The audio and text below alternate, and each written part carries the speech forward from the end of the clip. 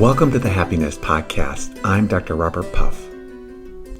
If you haven't heard, the most expensive painting ever sold in history at the point of this recording is Leonardo da Vinci's Salvator Mundi. It's a portrait of Jesus, and it's magnificent. Most likely you have heard of that story, but what you may not have heard of is that in the Louvre, Mona Lisa, the most famous painting in the world by Leonardo da Vinci, is insured for $800 million. I can't confirm that, but I heard it from a very reliable source. So do you ever wonder why his paintings are worth so much and why he's considered one of the greatest artists that's ever lived? Well, what you may not know, unless you're an art buff like I am, is that Leonardo da Vinci would start painting something and then keep painting it, keep touching it up, redo it, paint it over again, keep painting it, redo it again, and sometimes for years. It's said he carried around the Mona Lisa with him for many years, kept touching it up, and kept improving on it over the years. And clearly, it worked. So how do you create a beautiful painting like the Mona Lisa? Well, it takes a great artist for one, who has absolutely brilliant skills, and two, it takes a lot of time and effort, redoing, retouching, making it just right. That's the secret of a great painting like the Mona Lisa. So the question you may be wondering is, Dr. Puff, what does this have to do with me? Well, I want to ask you a question first.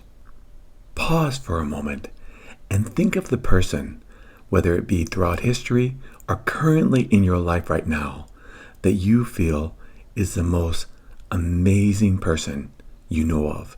I don't mean by accomplishments, but I mean by they are living well, they are living an exquisite life, and one that pretty much everyone, if they knew this person, would say, yes, this person is an amazing person. But again, I don't mean by accomplishments. I mean by their heart. By knowing them, they'd be like, wow, what an amazing human being. For example, think of Mr. Rogers. Some of you know I actually knew him. He was a beautiful soul, and I think most people would say, amazing, amazing human being. Someone like that. So take a moment and just pause and think of someone that you would say they lived well. So well, in fact, that you could compare them to Da Vinci's Mona Lisa in the fact they are one of the greatest creations of the human race. Again, and I definitely don't mean by accomplishments, I mean far more by their hearts. They are just loving, kind, beautiful souls that everyone would deeply love if they really knew them. We all know people like that, but take a moment and think about that person. Okay, now here's today's challenge. I believe all of us can be like that person you're thinking of, including you. And the only person that will keep you from that is you.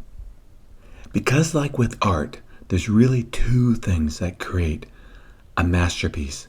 One is the skill of the artist, learning these skills of how to paint incredibly well, gifted, beautiful, wonderful. The second thing is work. It takes a lot of work. You can't just create a painting. You have to work at it. Da Vinci spent years on his paintings, and he really never finished any painting, a lot of people believed. He just kept working on them until he just didn't anymore. And we have to wonder if he ever actually felt that he finished a painting. And if you know much about his work, there's a lot of art pieces out there that aren't finished. He never finished them. So back to you and me. How do we create ourselves in the image of Da Vinci's Mona Lisa? How do we improve on ourselves? In many ways, it's very simple. The first thing is we have to have the skills, and we need to learn those skills through the world. The world has so many wonderful teachers out there that can teach us how to live incredibly beautiful, magnificent lives. So we seek out those teachers. We find them through the internet, through YouTube, through books, through lectures, through seminars. We find these people that have very good skills that can teach us to live well. And then we practice them. That's the second thing. Having the knowledge is superfluous. There's a lot of great art critics out there that could never paint Da Vinci's Mona Lisa. I mean, tons. So it takes work. It takes effort. We have to learn the skills, and then we have to implement them. Those are the two keys. One is learning how to live well, and the second thing is practicing how to live well. And the great thing about this journey, this art painting of ourselves, is that we can do it to the end of our lives. We can just keep getting better. I mean, think throughout history, how many times have we heard the wise old blank, blank, blank, or the old soul? That's probably one of the most wonderful things about being human. Our bodies do wear out, but our spirit, our soul, can continue to grow into our last dying breath. But we have to start with, okay, where did we come from? Who taught us how to live our lives? Who taught us how to paint our lives? Were they healthy models? Were they good models? Were they mediocre? Were they abusive? Were they kind? Were they instructive? Were they loving? There's so many ways we need to look at our childhood and the things that we've been exposed to, because those are our teachers. They taught us how to live. They taught us how to paint our lives.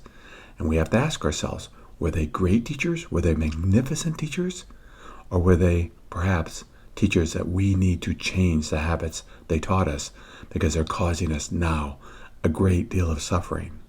So that's where we seek out people that we can learn from. What we're looking for is people that resonate with us, that are speaking our language, and things that they teach we can apply to our lives and it works. You don't want to go to someone who may be brilliant, but their techniques just don't really work for you. You want to go with someone who has things to teach that work for you. And it's not that the other teacher is bad, it's just that their skills may be for a different type of person and not for you. So a lot of it is listening to your heart and saying, okay, I'm learning from this person or these people or this group, whatever it may be, and I'm finding that I am getting better and people around me are noticing too. So that's the first thing. And what you may find as you get more mature, you go to more advanced teachers. For example, if you're an artist, you may start at a small studio, and when you get really good, you're going to go with some of the great masters and learn from them. It's how life works. It's very normal, and it's okay. We all resonate with people in different ways. I love helping people. This is what I'm passionate about. But I may not be for everyone. Recently, I had a woman reach out to me, and she said, I really like what you teach, Dr. Puff, but every time I listen to you, I fall asleep. So the key here is find someone that really works for you, that is teaching you skills, and it's totally okay to switch with time, learn from other people. But when you find someone that works, it's really sticking with them and just keep relearning what they're teaching over and over again, because you have to practice this. They're going to teach you things, then you have to go out and practice. For example, one of the things that I'm really into, and I think is marvelous for self-growth and improvement, is meditation. But with meditation, we can learn about it, but it's not going to do us any good unless we practice it, and practice it regularly and over again. And by the way, if you ever happen to travel to Southern California, I on Wednesday nights teach a free meditation class, and I'd love to have you attend. So we find a really good teacher, then we need to practice and practice and practice. And I think this is the wonderful wisdom of Leonardo da Vinci. He knew he could paint some beautiful things, but it took work, and he'd look at it and he'd study it and say, I can improve upon this. And then he'd improve upon it and he'd say, I can improve upon this even more. And that's what he did with his artwork. He just kept improving upon it. And that's what we do with ourselves. We just keep improving on ourselves because there's so much we can improve upon, and we can keep fine-tuning those improvements once we move further along. And that is one of the most wonderful things about being human. There really is no end to growth, personal growth, spiritual growth, emotional growth in our lives. We can just keep getting better. Maybe 10 years ago we were screaming at people, and now we're learning to keep our thoughts kind towards people. Maybe initially we were drinking every night, and now we're working on being vegetarian. Maybe in the past we were in incredibly dysfunctional relationships, And now we're choosing to be in harmony with everyone we come in contact with. There's just always ways we can improve upon ourselves, and that's both the beauty and the wonder of being human. So we have to keep working on improving ourselves, as Leonardo da Vinci kept improving on the Mona Lisa. We can do the same. It takes determination, it takes skill, it takes effort. But if we put forth that effort, I really do believe each and every one of us listening to this podcast, this talk right now, can make their lives magnificent. No matter what's happened in the past, no matter what's going on right now, we can get better and keep getting better. It's just we have to commit to that and say, I'm going to do that. We have to be careful and not say, forget it, I give up, I'm not even going to try. Because that's a path a lot of people choose. And I think that's a very sad path. A far better path is to say, I know I've made a lot of mistakes in my past, but I'm going to keep working on getting better. And do you know what happens when we keep working on getting better? We get better. The whole world flocks to the Louvre in Paris to see the Mona Lisa.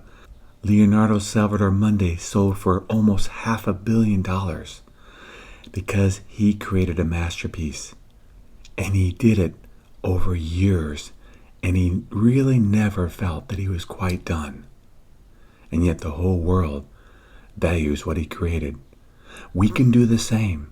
We can create lives that truly are beautiful, that we love, and that other people love to be around us. Again, I know it takes work.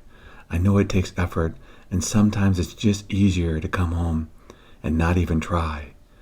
But perhaps today I've encouraged you, and perhaps we all will now, with the support of each other, with finding people that we can learn from, and being around people that are on the journey we're on, keep improving our lives until someday we look in the mirror and say, I've created a Mona Lisa.